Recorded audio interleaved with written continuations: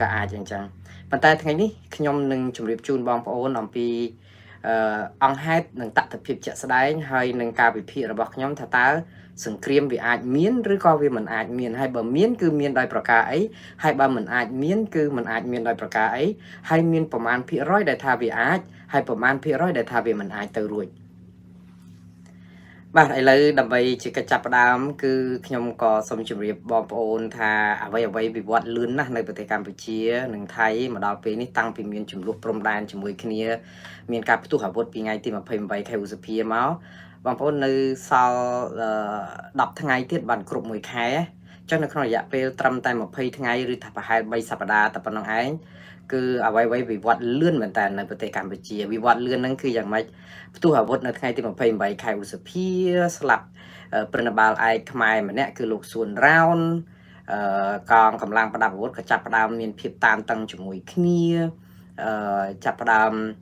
មានបញ្ហានៅក្នុងការដែលជជែកគ្នាពិបាកត្រូវគ្នា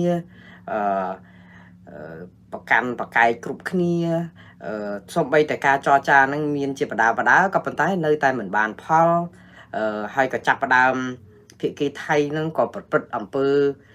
មួយចំនួនសកម្មភាពមួយចំនួនហ្នឹងហាក់បីដូចជា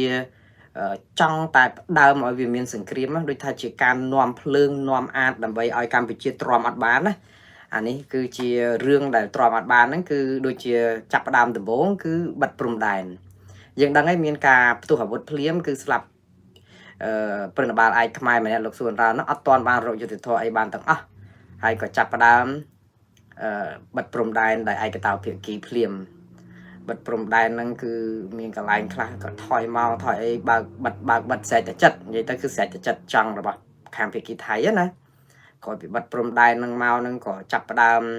កាត់បន្ថយការស្នាក់នៅវីសាជនជាតិខ្មែរដែលទៅស្នាក់នៅប្រទេសថៃពីប្រហែលថ្ងៃមកចុះនៅត្រឹមយ៉ាងយូរ7ថ្ងៃអីចឹងទៅ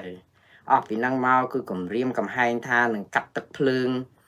សន្ទុះកាត់ប្រព័ន្ធអគ្គិសនីឬក៏អ៊ីនធឺណិតហ្នឹងចូលទៅតំបន់ប៉ោយប៉ែតអស់ពីហ្នឹងមកគឺមានការរាយបន្លាលួសហើយចង់ហ្នឹងក៏មានកើនចំនួនតបចំនួនអីហ្នឹងថែមច្រើននៅតំបន់ព្រំប្រទល់ដែនខ្មែរថៃហ្នឹងដូច្នេះរឿងក៏ច្រើនហើយក៏បង្ហាញអំពីតបហ្នឹងគឺថាស្រួចស្រាវគឺថាចង់តែវាយគ្នាតែម្ដងបាទយើងឃើញតបថៃហ្នឹងគឺប្រជាពលរដ្ឋគេហ្នឹងក៏សាទរទៅអោបថើបសើសប្រុសសង្ហាប្រុសអីអញ្ចឹងទៅក៏ធ្វើឲ្យមេតបហ្នឹងឡើងឈាមព្រោះធម្មតាមេតបណាក៏ដូចមេតបណានៅក្នុងសម័យបច្ចុប្បន្ននេះគឺនៅពេលដែលមានចំនួនព្រំដែនបែបនេះគឺថាសុទ្ធតែជាវីរៈបរោះរបស់នៅក្នុងដួងចិត្តប្រជាប្រដ្ឋរៀងខ្លួនហ្នឹងមិនអញ្ចឹងឲ្យតណាថាខ្ញុំនឹងការពារបូរណភាពទឹកដីមិនឲ្យបាត់ដីរបស់ខ្ញុំមួយចំអានទៅខាងប្រទេសណាមួយអានឹងសុទ្ធតែវីរៈបរោះហើយខ្មែរក៏ថាអញ្ចឹងថៃក៏ថាអញ្ចឹងនិយាយទៅវីរៈបរោះរៀងខ្លួនហើយនៅពេលដែលមានវីរៈបរោះរៀងខ្លួនហ្នឹងគឺ fans ហ្នឹងឆ្លោះគ្នាតែម្ដងបាទគឺឆ្លោះគ្នាហ្នឹងគឺថាវិលប្រព័ន្ធផ្សព្វផ្សាយសង្គមហ្នឹងក៏คล้ายទៅជាឧបករណ៍មួយជាឈ្នន់ដើម្បីអាចបញ្ឆេះកំហឹងផងអាចបន្សាបកំហឹងផងហើយខ្ញុំនឹងបញ្យល់លម្អិតថាបញ្ឆេះកំហឹងមិនឲ្យបន្សាបកំហឹងមិនហើយសង្គ្រាមចិត្តសាស្ត្រសង្គ្រាមអីហ្នឹងគឺមានហូរហែហើយចិត្តនិយមចលនាចិត្តនិយមហ្នឹងគឺថាផុសផុលទាំងថៃទាំងខ្មែរបាទបើខ្មែរយើងវិញគឺចលនាជាតិនិយមនេះគឺយើងធ្វើឡើងសន្ធឹកសន្ធាប់មកបាទយើងឃើញជាតិនិយមទី1គឺចាប់ផ្ដើមបង្កើតមូលនិធិដើម្បីជួយកងទ័ពអីចឹងទៅបាទគឺថារេងគៀសថាវិការជួយកងទ័ពនៅជួរមុខអានេះគឺជាចលនាជាតិនិយមមួយដើម្បីពង្រឹងស្មារតីទឹកចិត្តរបស់ទាហានជួរមុខរបស់យើងសាររបស់ថ្នាក់ដឹកនាំហ្នឹងក៏បានណែនាំផ្ដាំផ្ញើឲ្យប្រជាពលរដ្ឋហ្នឹងកុំវាយប្រហារកងទ័ពយើងវាខ្វះខាតពាក់ស្បែកជើងផ្ទាត់អីក៏ធ្វើសង្គ្រាមបានដែរគ្មានអាវុធទំនើបក៏បាញ់ចំពីមកៅស៊ូក៏ត្រូវផ្នែកខ្វាក់អីចឹងទៅជួនកាលហ្នឹងពាក្យទៅកំ pl ែងលេងសើចណាប៉ុន្តែក៏ចង់និយាយថាទាហានខ្មែរយើងក៏មិនណយដែរមិនថាស្លៀកពាក់មិនសមរម្យក៏ឬក៏មិនគ្រប់គ្រាន់ប៉ុន្តែមិនមែនបានន័យថាស្មារតីប្រយុទ្ធគឺមិនមោះមុតអីចឹងណាប៉ុន្តែក្នុងពេលខ្លះគឺដល់ពេលដែលយើងស្ដាប់មកគឺយើងហាក់បីដូចជាចង់សើចដែរដល់ពេលគាត់និយាយថាយកកស៊ូបាញ់ទៅផ្នែកក៏បានដែរមិនបាច់ចាំកភ្លើងយន្តកភ្លើងអីណាតែយ៉ាងណាអានឹងជួនកាលថ្នាក់ដឹកនាំគាត់ចង់លេងសើចខ្លះដែរក៏តែមិនដឹងហើយយុទ្ធសាស្ត្រនៅក្នុងការជាតិនិយមហ្នឹងក៏បន្ថែមយើងដឹងហើយកាលពីព្រឹកមិញគឺក៏ក្រើក vì miền ai kia chứ bang phôn nè là ban châu rùm cái buôn cái hai cái buôn diệt tra Samaki ấy kia nó cái hai cái solidarity march chỉ tức chỉ cái buôn diệt tra Samaki cứ đại hai bị cọp bịch máu mà đồng bọn mà đồng vì miền ai kia ní cứ tha sốt sram cô đau nâng còn mưa khơi đôi thà bạc lọt bạc kê đây cứ thưa Campuchia này làm bay smart ở đây sờ lạnh chiết smart ở đây quan tro là tháp bị ba Campuchia smart ở đây lực thực chất con toạp nơi chua mốc nâng cầm lăng rụp rùm chiết tại mùi anh chẳng ấy này con ca thưa cái buồn tra này khai trong cách tha chưa riêng mùi cu oi sa to đai tể sa to nó không này tha nó pe đại chiết cầm pong tại miềnสตรเฉลียนเปียนประจามันแบบนี้คือยังตระการกำลังสามัคคีรูปรวมจิตกำลังหนียี่พิซาแต่มวยสามัคคีหนึ่งไอกับเพียบจิตคือจิตพิซาสำคัญให้คุณนังปุ่นเยอะลำปีสามัคคีหนึ่งไอกับเพียบจิตนี่บนไทยติดติดนับไปได้แต่ตองน่ะไว้ในการไปเชี่ยวกับพงแต่เฟอเรื่องนี้คือกระบวนยตราสามัคคีนี่คือประตูบานหรือลุ้นให้มีประชีพรอดอยู่แบบนี้ซะอยู่แบบนี้ซะหนึ่งมีครูบังเรียนศักษาตามบรรดาสกอลเจริญเหมือนไตรริชกาไตรรัฐพิบาลนั่นคือโจรวมยังสามบ่าให้พิธีนี้คือแมนแทนตั้งดักนวมโดยกรมสหพิบสหปอนอยู่ปัจจุบันกัมพูชีอย่างฮาวซอยกบางองค์พายจิสกวาไล่ทาเนี่ยน่าจะเนี่ยดักนวมกรมอยู่ปัจจุบันนี้คือลูกฮุนมันนี่và lộ hôn mình ní cứ chỉ còn proper rồi bảo lộ hôn sáng đài quạt chỉ rọi mình tây cái xuồng một nghi sa thì là nạ phong để cho nên mình miền ấy nhà vào đài tết pro ấyสหพิบสหปอนอยู่ปัจจุบันกัมพูชีนี้การปีเรื่องเปรียบเทียบจำการอยู่ปัจจุบันไอ้ดำใบยกหมอกปังเรื่องสมาร์ทได้จิตนิยมนั้นยังเคยทากรมผูกขวัญเพื่อบานจุกใจจรันเลือกจรันกรีนะปัจจัยในขนมปฏิบัตินี้คือยังดังไอ้ทาไปคลักกอจีเอากะในขนมการเก่งสำเร็จจะในนโยบายแต่ต้องหนึ่งเรื่องนโยบายก็จรันได้ดำใบอยู่ปัจจุบันนั้นคือมีสมาร์ทได้จิตทลงมุ้ยดำใบกาปีจิตดำใบชรอกคราวสละระหว่างคณะปะจิตจนการไปเชี่ยหนึ่งชีรัฐพิบาลแต่รัฐพิบาลนั่นคือชีรัฐพิบาลขณะปะจิตจนการไปเชี่ยจังงั้นฉะนั้นจิตนิยมนี่คือวิมินอันมีไอ้ข้อเหตุวิจิเรื่องใดสำคัญใดไตรเฟื่อให้ขยมเคยเหมือนนึกโจรวมนั่งเราหดดอกตรงเมินเนี่ยเนาะมือเตยเคยประมวลบานชราเหมือนแต่ให้ขยมเชื่อท่าเป็นนี่คือเหมือนเป็นปะบ่ายบอมโอนสมาร์ทได้ไปเชี่ยปลอดยืงแต่ตอนหนึ่งเรื่องกาได้กาเปียโบราณเพียบตึกได้หนึ่งอัตปไตยระบอบการไปเชี่ยเหมือนจำใบประกาศเราหดดอกเฟื่อกบุญจิตรานะขยมเชื่อท่าไปเชี่ยปลอดแตงดับผมปนเลียนเนี่ยมีนมนุษย์ติดนะได้เหมือนโจรวมซาโตเลือกตักจัดยุติจน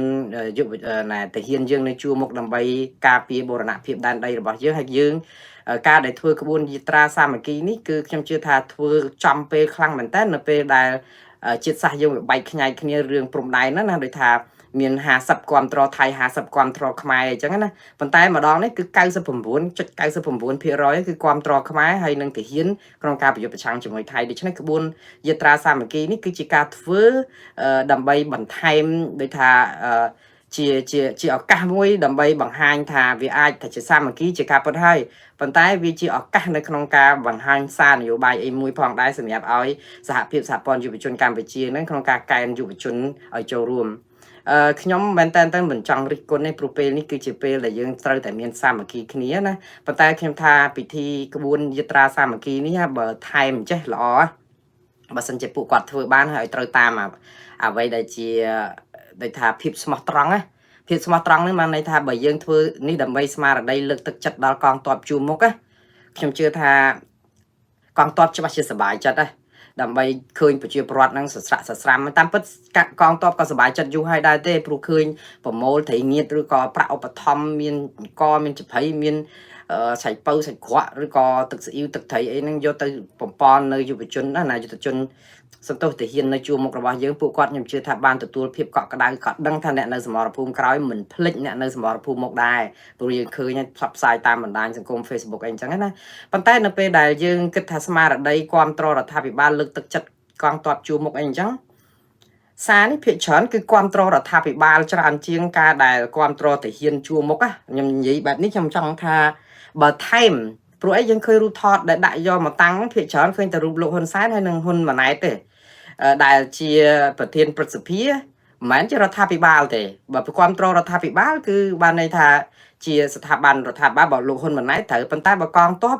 បើខ្ញុំគិតថាល្អគួរតែមានរូបលោកសួនរោនមួយផងមិនអញ្ចឹងហ៎នាំខ្ញុំឬមួយក៏សមអធិស្ឋានខ្ញុំអត់នៅស្រុកខ្មែរទេបងប្អូនខ្ញុំនៅស្រុកអាមេរិកនេះហើយមើលឃើញទៅតាមតែកញ្ចក់ទូរទស្សន៍និងវីដេអូដែលបងប្អូនយើងថតពីមូលដ្ឋានមកទេប៉ុន្តែការហែហ្នឹងអត់មានឃើញរូបលោកសួនរោនដែលជាទាហានពលីហ្នឹងតែមួយស្លឹកអត់សោះហើយបើជាការលើកទឹកចិត្តខ្ញុំជឿថាគួរតែលើករូបគាត់ទៅហើយដូចថាលើកទឹកចិត្តព្រោះទាហានបានពលីមួយតែទាំងស្រុងបើយើងតែគ្រប់ត្រកងតបទាំងមូលវាគ្រប់ត្រហើយប៉ុន្តែទាហានពលីបានពលីទៅហើយណាបើសិនជាយើងលើកស្លាកនឹងគ្រប់ត្ររកយុទ្ធធរជូនលោកសួនរោននៅក្នុងពេលដែលធ្វើក្បួនយាត្រាសាមគ្គីមិនដឹងអស្ចារ្យយ៉ាងណាហើយវិញ្ញាណក្ខន្ធរបស់លោកសួនរោនមិនដឹងជាដូចថាសបាយនៅឃើញត្រេកអរនៅពេលដែលយើងនាំគ្នាសាទររយុទ្ធធរជូនរូបគាត់អីអញ្ចឹងហើយក៏ជាសារដល់យុទ្ធជនឬក៏ទាហានយើងនៅជួរមុខហ្នឹងដែលលោកចាប់ផ្ដើមដឹងថានៅពេលដែលយើងពលីដើម្បីជាតិមាតុភូមិមានគេលើករូបហើយគេហាយរាប់ម៉ឺនអ្នកអីអញ្ចឹងទៅហើយយើងថារំភើបសម្រាប់កូនចៅជំនាន់ក្រោយអីអញ្ចឹងណាប៉ុន្តែប្រហែលជាអាចខ្ញុំវិភាគទៅវាអាចខុសពីអ្វីដែលជាបំណងរបស់ការរៀបចំក៏ថាបានតែយ៉ាងណាត្រូវឲ្យយើងគ្រាន់តែថាគេអ្នកធ្វើវាស្រួលវាមិនស្រួលដូចយើងអ្នកថាទេណាឥឡូវខ្ញុំនិយាយអំពីក្បួនចលនាជាតិនិយមនេះគឺយើងធ្វើបានហើយយើងធ្វើប្រាប់ទៅថៃហ្នឹងថាកម្ពុជាហ្នឹងវារឹងមាំតែរឿងនៅក្នុងពេលដែលយើងធ្វើថាឯកភាពជាតិសាមគ្គីជាតិហ្នឹងគឺខ្ញុំនៅតែគិតថាកម្ពុជាថែមបន្តិចទៀតបាទថែមបន្តិចទៀតដើម្បីអីដើម្បីឲ្យយើងគិតថាយើងមានឯកភាពជាតិមែនតើណាព្រោះឥឡូវនេះឯកភាពជាតិនេះគឺតែធ្លុំមួយនៅក្នុងការរឿងនិយាយពីបូរណភាពទឹកដីនិងដែនដីអធិបតេយ្យរបស់យើងឯងប៉ុន្តែបើយើងនិយាយពីសិទ្ធិមនុស្សនិយាយពីប្រជាធិបតេយ្យនិយាយពីភាពខ្លាំងរបស់ប្រជាពលរដ្ឋរឿងតាក់ទងនឹងនីតិរដ្ឋតាក់ទងនឹងការដែលធ្វើឲ្យប្រព័ន្ធដឹកនាំរដ្ឋយើង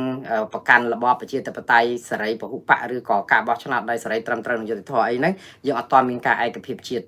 មែនតើនេះយើងនិយាយទៅគឺឯកភាពជាតិនៅក្នុងន័យថាការពារមាតុភូមិរបស់យើងពីប្រចាំមិត្តប៉ុន្តែនៅក្នុងផ្ទៃក្នុងរបស់យើងហ្នឹងគឺយើងនៅតែប្រជាជាតិនៅឡើយទេណាអញ្ចឹងបើសិនជាដូចខ្ញុំនិយាយដដែលគឺដោះលែងអ្នកទស្សនយោបាយឲ្យអស់ទៅដើម្បីឲ្យពួកគាត់បង្ហាញថាដើម្បីឲ្យ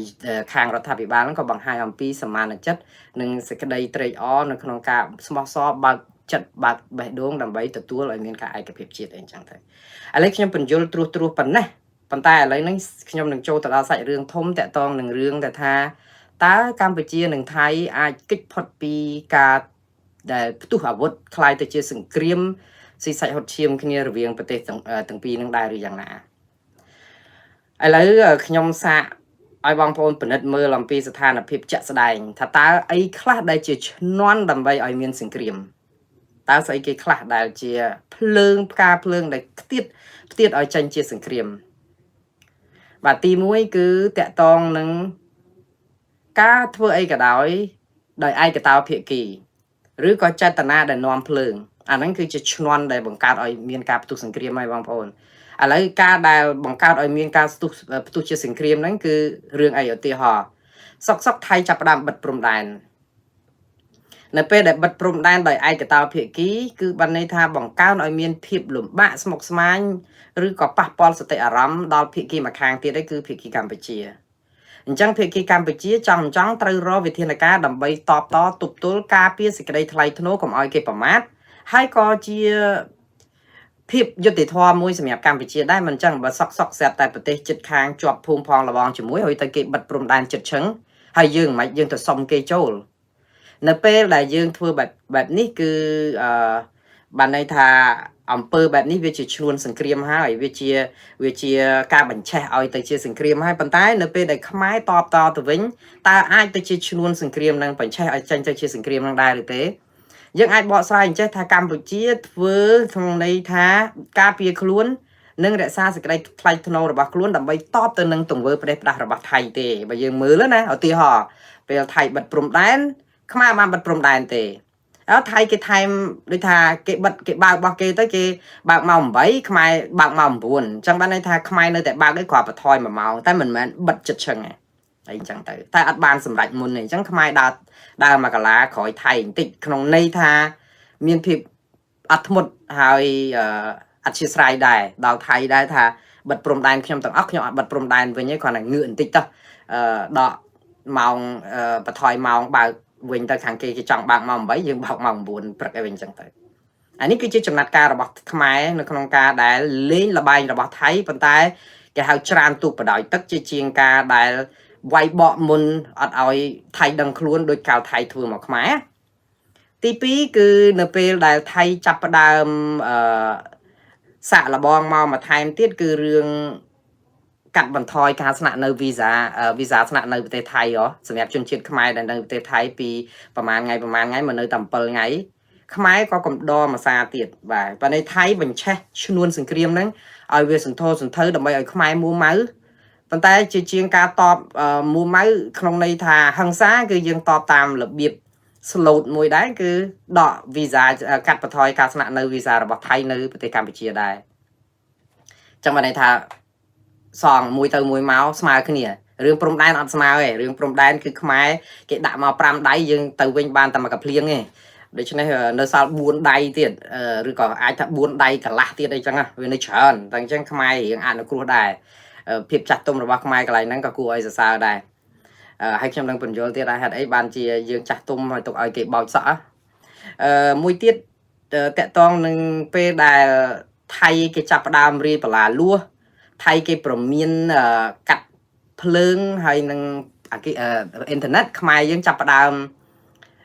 តបទៅវិញមិនមែនជាការដែលកាត់ភ្លើងកាត់អ៊ីនធឺណិតព្រោះយើងថាបើយើងទិញពីគេប្រើប្រាស់របស់គេគឺយើងប្រាប់ថាមិនបាច់ប្រើហ្មងទៅអញ្ចឹងមុននឹងគេគ្រាន់តែគេពមៀនយើងចាប់ផ្ដើមថាមិនបាច់ពមៀនទេខ្ញុំឈប់ប្រើពីពេលឥឡូវតទៅអានេះគឺជាវិធានការរបស់កម្ពុជានៅក្នុងការតបទៅនឹងថៃដោយសារតែគេធ្វើប្រទេសប្រាស់ក៏ប៉ុន្តែអាហ្នឹងក៏ជាឈ្នួនសង្គ្រាមដែរព្រោះយើងបង្កើតឲ្យមានថាតទៅតមកដែរមិនអញ្ចឹងគឺថាមិនណយដូចគ្នាដែរអញ្ចឹងអ្នកឯងថាប៉ុណ្ណឹងអញ្ចឹងកុំឲ្យថាកម្ពុជាថោកអញ្ចឹងមិនប្រើភ្លើងមិនប្រើអ៊ីនធឺណិតអ្នកឯងហ្មងអញ្ចឹងឲ្យអ្នកឯងដាច់ពោះវិញគឺចង់និយាយក្នុងនេះអញ្ចឹងណាអានេះគឺមួយទៅមួយមកដែរដល់មួយទៀតគឺជារឿងដែលថៃគេចាប់ផ្ដើមមិនទាន់ប្រជុំពលករណែបណ្ដេញពលករខ្មែរមកពីថៃឲ្យចូលមកប្រទេសកម្ពុជាវិញផងកម្ពុជាខ្លួនឯងហាក់បីដូចជាដឹងជាងព្រួលនឹងមុនថាថៃច្បាស់ជាទៅផ្លូវនឹងទៀតហើយអញ្ចឹងក៏ចាប់ផ្ដើម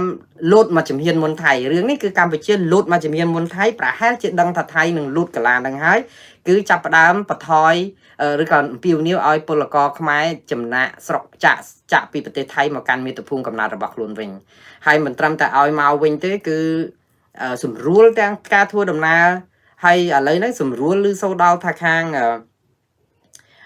ខាងមីក្រូហិរញ្ញវត្ថុឬក៏ធនាគារណាដែលកម្មករពលករខ្មែរជាពាក់លុយបំណុលច្រើនហ្នឹងឲ្យបទូបថយការប្រាក់ឬក៏ថាកុំតាន់អាលយកការប្រាក់អីដូចថាបង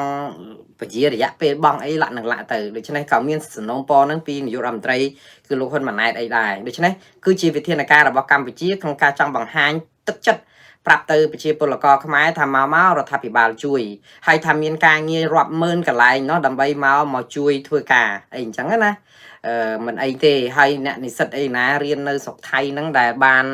អាហារូបករណ៍អីអត់បង់លុយហើយបើមកវាដាច់អាហារូបករណ៍ហ្នឹងអត់បានរៀនបន្តថាឲ្យមកបន្តនៅស្រុកខ្មែរមានលុយមានអីឲ្យរៀនឲ្យចប់អីអញ្ចឹងទៅដូច្នេះនេះសុទ្ធតែជាការលើកទឹកចិត្តឲ្យថាលួងពលករថៃឲ្យមកពលករខ្មែរឲ្យមកថៃឲ្យខាងតបានណា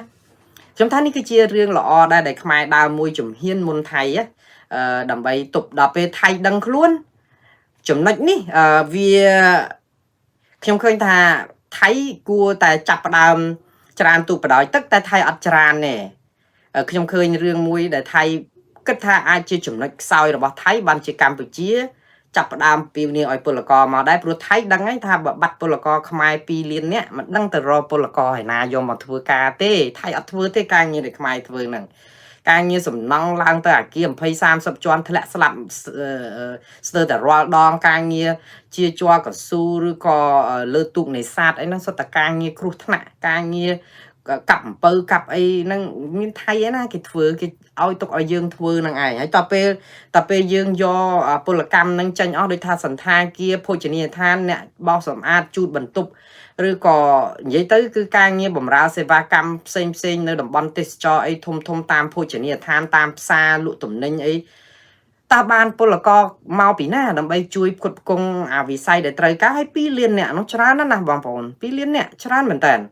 để do mau nó cứ thay sẽ cái thay nó cứ ngọt đột mỏng á nhầm trong vậy tha ngọt nó không này tha vì mà đang từ ro cầm lăng pol cam mày na mau chùm nu pol co không ai nó không để pe đỏ lấy á này anh ấy cứ chia việc bắt rồi bỏ thay hay chứ chùm nó sai rồi bỏ thay lại bắt đầu tha dương từ thưa ca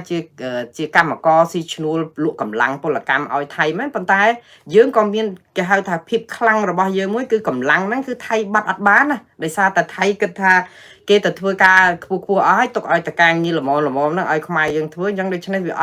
ắt ai rồi nào mà chùm nu bán đối nó Americ dương chẳng chân chết Americ căng men tên nên năng kê mình từ thưa ca như bay phải pom rồi có bao vua này rơi sợi đại đây rồi có này đam cả rất đam ấy strawberries ấy năng tê năng cái tục oi rồi cả đọ thở lông đọ ấy năng cái tục oi tại nè đại khoa ấy cả xa rồi còn tao bảo vệ ấy chẳng thưa ta hay năng cái đọc về dân đây nhận tao bảo vệ năng ba nó mà bao giờ năng chẳng gì trẻ vì mình xuốngเลยđôi khi nhìn chẳng là lấy nơi thấy cứ việc bắt mũi cứ tha bà oi polaco camaco năng máu cứ dập thầy khăng mà dập vềแล้วมันai rồi nằm mà bảo bà hay không ai dân chơi tiền xóm bay tỷ dương spa cung ấy thay ơi thì ơi không ai dân vô mau sọc dương quanh hay chui riệp trong ấy cả đói đập mơ tới cua ấy tục chặt tha chưa chặt tha rồi tha bị bao cam bị chia luôn cả ở polaco rồi bạc luôn hay miên ca luôn tức chặt đầm bay thay em chui sủng rùa lấy ở kết thang phụ quạt nồng mau pluk tật pluk đấy áខ្ញុំថាមិនមកភ្លុកទឹកភ្លុកដីដែររឿងដែលមិនមកភ្លុកទឹកភ្លុកដីហ្នឹងគឺដោយសារអីទី1គឺកម្ពុជាបទថាយើងនៅមានកម្លាំងគេថាខ្វះកម្លាំងពលកម្មហើយអាចអ្នកដែលមកពីថៃហ្នឹងមកធ្វើការឲ្យវិស័យកសិកម្ម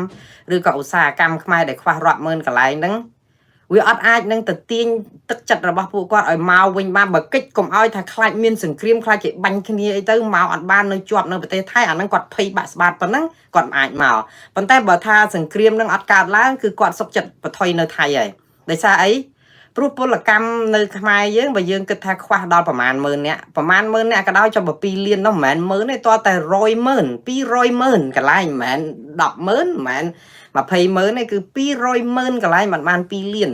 ដូច្នេះទៅរកកន្លែងណាដើម្បីដាក់ការងារឲ្យគាត់ធ្វើឲ្យអ្នកទាំងអស់នោះសុទ្ធតែជាក់បំណុលបទថានឹងបទូបថយបងចាំពេលក្រោយសំបងក៏បានដែរប៉ុន្តែពេលក្រោយបងហ្នឹងមានបានលុបចោលណាយើងត្រូវតែបងដែរចុះបើគាត់អត់បានការងារធ្វើទៅបានស្អីបងហើយមកធ្វើការនៅស្រុកខ្មែរហ្នឹងថាតើគាត់នឹងបានប្រាក់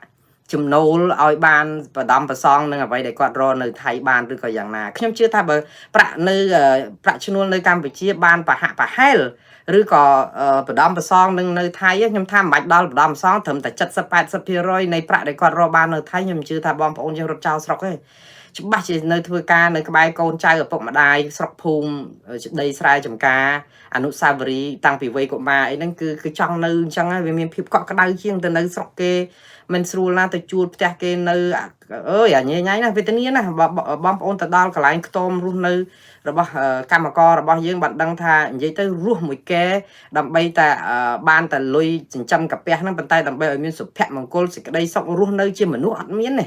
គឺវេទនាណាតែអញ្ចឹងមកថាបើមកវិញហ្នឹងគឺវាត្រូវសុបាយអញ្ចឹងប៉ុន្តែមានកន្លែងណាដើម្បីតាក់ទងឲ្យគាត់អាចមកបានវាពិបាកឥឡូវនេះមានរឿងមួយទៀត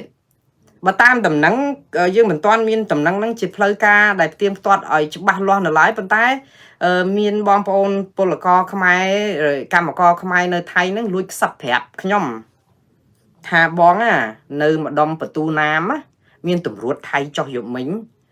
តម្រួតថៃហ្នឹងគេចុះមកហ្នឹងគឺគេប្រាប់ម្ចាស់ហាងលក់អាហារឬក៏នៅផ្សារអីហ្នឹងជួយលួងពលករខ្មែរកុំឲ្យមកផ្ទះអីឲ្យនៅថៃទៅអត់អីទេគេជួយសម្រួលធ្វើបើថានេះនឹងវីសាអីហ្នឹងគេបន្តឲ្យទៀតអីអញ្ចឹងអត់ឲ្យពិបាកអីអញ្ចឹងណាហើយមួយយ៉ាងទៀតគេអាចនឹងបន្ថែមប្រាក់ឧបត្ថម្ភបន្ថែមអីឃើញខាងថៃគេចាប់ដើមទាញវិញហ៎ លួងចិត្តព្រោះដឹងថាពលករខ្មែរមកហ្នឹងគឺពិបាកដែរចង់និយាយចឹងណាអញ្ចឹងក៏មានការទាញខ្ញុំដូចខ្ញុំជម្រាបចឹងថាព័ត៌មាននេះអត់ដឹងថាច្បាស់100%យ៉ាងណាទេខ្ញុំជឿថាដោយសារតែពលករខ្មែរយើងលួចខ្សឹបប្រាប់ទេអញ្ចឹងខ្ញុំគិតថាបើមិនទាន់មានការផ្សាយជាទូទៅអីយើងគិតថាវាគ្រាន់តែអាចថាជាព័ត៌មានឬតាមវត្តតើសិនចុះខ្ញុំថាចង់មកផ្សាយព័ត៌មានអាម៉េចឬតាមវត្តតើហ្នឹងពេលខ្លះអាវត្តតើហ្នឹងវាលឿនជាងអាព័ត៌មានដែលផ្សាយតាមតួលេខផ្សាយតាមកសែតអីផងដែរបងប្អូនតែយ៉ាងណាខ្ញុំគិតថានៅមានកម្រិតនៅក្នុងការដែលអាចឲ្យខ្ញុំយល់ស្របដែរថារឿងនេះគឺមិនមានអីភ្ញាក់ផ្អើលទេបើសិនជាថៃចង់ទាញទាហានណាពលរដ្ឋខ្មែរឲ្យបន្តស្នាក់នៅដោយសារតែខ្វះកម្លាំងពលកម្មហ្នឹងអាចប៉ះពាល់ដល់សេដ្ឋកិច្ចថៃច្រើនណាព្រោះអីអត់មានកម្មករមានពលករក្នុងវិស័យហ្នឹងឲ្យបានច្រើនទេព្រោះអីនៅទល់ដែនជាមួយភូមាកម្មករភូមាក៏មានបញ្ហាដែរតែសង្គ្រាមឆ្លោះគ្នាបាញ់គ្នាសឹងរាល់ថ្ងៃដែរណាកម្មករថៃទៅកម្មករខ្មែរទៅថៃអត់សូវពិបាកដូចកម្មករភូមាមកណាព្រោះយើងអត់ទាន់មានសង្គ្រាមរាំងជលអីរហូតដល់ផ្លោងដាក់គ្នានៅឡើយទេបាទឥឡូវបន្តទៅទៀតតើនេះគឺជាឈ្នួនសង្គ្រាមឬក៏ជាការបទូបថយស្ថានភាពខាងកម្ពុជាគឺព្យាយាមយកពលករខ្មែរមកខ្មែរវិញទាមទារឲ្យគាត់មកវិញលើកទឹកចិត្តឲ្យមកវិញហើយជួយសម្រួលហ្នឹងគឺដើម្បីអីដើម្បីកុំឲ្យថាយកហេតុផលមួយកុំឲ្យគេមើលងាយកុំឲ្យថៃមើលងាយព្រោះថាថៃតាបន្តិចទៀតទៅតែមានរឿងអីព្រំដែនថៃគេមើលងាយយើងហើយអញ្ចឹងកុំឲ្យពលកររងភាពមើលងាយប៉ុន្តែមិនមែនអញ្ចឹងឯនៃជ្រៅជាងហ្នឹងគឺកម្ពុជាក៏ចង់ធ្វើឲ្យថៃខ្លួនឯងហ្នឹងមានអារម្មណ៍ថាអត់ពីពលករខ្មែរហ្នឹងណែឯងមិនមែនស្រួលម៉ានទេកុំមើងងាយពេកបើថាទៅធ្វើការឲ្យណែឯងមិនមែនបានតែសុំបាយណែឯងញ៉ាំទេធ្វើការដោយកម្លាំងពលកម្មដូរប្រាក់ខែមិនមែនទៅសុំទេចង់និយាយចេះចឹងបានន័យថាយើងក៏មានតម្លៃនៅក្នុងការដែលយើងលក់ពលកម្មហ្នឹងក៏ប៉ុន្តែប្រើកម្លាំងស្របច្បាប់ទៅធ្វើការដើម្បីបានប្រាក់មិនមែនបានន័យថាទៅដដើមឬទៅលួចអីទេដូច្នេះនៅក្នុងន័យហ្នឹងគឺក៏មានគុណតម្លៃមួយដែរគ្រាន់តែថាការងារហ្នឹងវារៀងកម្រិតទាបកម្រិតមិនសូវបានប្រាក់អីច្រើនមែនប៉ុន្តែយ៉ាងណាសម្រាប់ប្រជាពលរដ្ឋខ្មែរគឺខ្វះខាតអាចទទួលយកបានហើយឥឡូវរឿងនិយាយអំពីតើសង្គ្រាមបើឈ្នួនសង្គ្រាមបែបនេះចុះកម្ពុជាធ្វើអីទៀតកម្ពុជាក៏ចាប់ផ្ដើមបញ្ឆេះសង្គ្រាមនឹងវិញដែរមិនណយដែរទេគឺមិនអោយថៃមើលងាយចាប់ផ្ដើមដើរមកជំហានមួយទៀតមិនរឿងពលករដើរមកជំហានមុនថៃឯឥឡូវរឿងដើរមកជំហានមុនថៃដែរគឺរឿងបិទភាពយន្តថៃនៅលើប្រចាំងតាមកញ្ចក់ទូទស្សន៍ថៃខ្មែរមិនអញ្ចឹងណាគឺលោកហ៊ុនសែនចាប់ផ្ដើមប្រកាសមិនទាន់បាន2ម៉ោងផងគឺខាងក្រសួងព័ត៌មានចាប់ផ្ដើមផ្សាយចេញសេចក្តីប្រកាសមកភ្លាមថា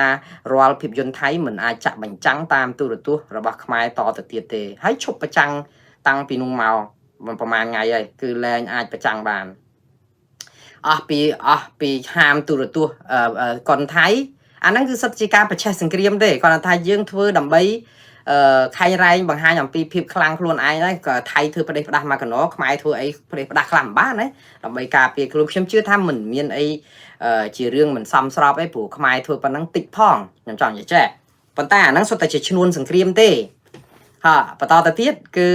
អស់ពីរឿងណែភាពយន្តថៃប្រចាំងនៅលើទូរទស្សន៍ខ្មែរហ្នឹងឯងប្រព័ន្ធផ្សព្វផ្សាយទូរទស្សន៍ខ្មែរលែងបានប៉ុស្តិ៍ទូរទស្សន៍សពបែបយ៉ាងណាខាងសហព័ន្ធកីឡាប្រដាល់ខ្មែរហ្នឹងគឺចាប់ផ្ដើមឈានមកជំហានមុនទៀតមុនថៃទៀតគឺហាម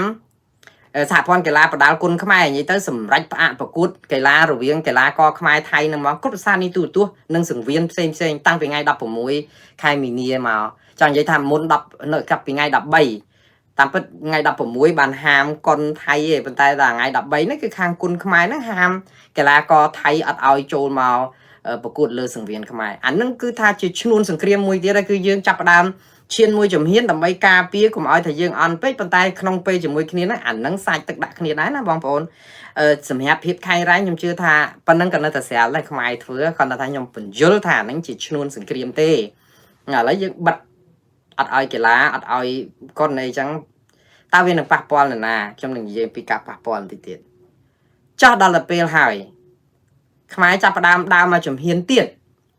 ចង់និយាយថាអាចលឿនជាងថៃទៀតប៉ុន្តែលឿននេះអាជំហាននេះគឺជំហានថៃដែរហើយទេ គឺម្សិលមិញថ្ងៃទី17ខែមិថុនាគឺបិទច្រកព្រំដែនទាំងអស់សម្រាប់ការនាំចូលបន្លែនិងផ្លែឈើថៃបងប្អូនគឺបានន័យថាបន្លែផ្លែឈើថៃលែងឲ្យនាំចូលមកប្រទេសកម្ពុជាដាច់ផឹងហ្មងណាដោយសារតែលោកហ៊ុនសែនក៏បានឲ្យអាសន្នវត្ត24ម៉ោងដែរនិយាយទៅប្រាប់ថៃមុនដែរគ្រាន់បើជាងថៃអត់បានប្រាប់មុនទេមកបិទឯងជាឯកតោភាគីភ្លាមៗតែខ្មែរហាក់បីដូចជាមានសុជីវធម៌រៀងខ្ពស់ជាងគេដែរកន្លែងហ្នឹងណាប៉ុន្តែចំពោះខ្ញុំវិញកុំថាឡើយបិទព្រំដែនទាំងអស់សម្រាប់បន្លែផ្លែឈើគួរតែបិទព្រំដែនទាំងអស់តែម្ដងនិយាយទៅយើង slow ពេកផងបិទឲ្យអស់តែម្ដងទៅហើយឲ្យបើកច្រកតែឲ្យពលករខ្មែរមកស្រុកខ្មែរវិញមកបានហើយ